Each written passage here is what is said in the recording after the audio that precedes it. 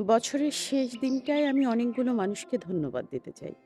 যারা আমাকে ভেঙে গিয়েছিল, যারা আমার বিশ্বাস নিয়ে খেলেছিল, যারা আমাকে অসম্মানিত করেছিল, যারা পাশে থাকার কথা বলে হাত ছেড়ে দিয়েছিল।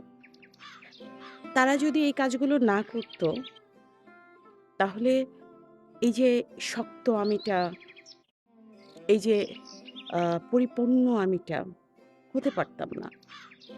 এবং সেই সাথে আমি আমার স্রষ্টাকে ধন্যবাদ দেই।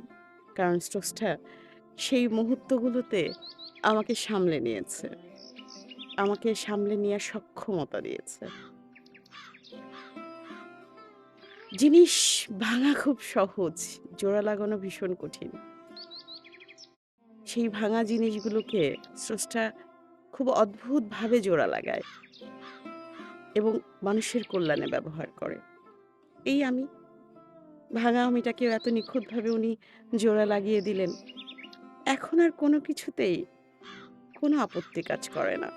কোনো কিছুতেই অভিযোগ কাজ করে না। ভালো আছি। অনেক ভালো আছি। আলহামদুলিল্লাহ।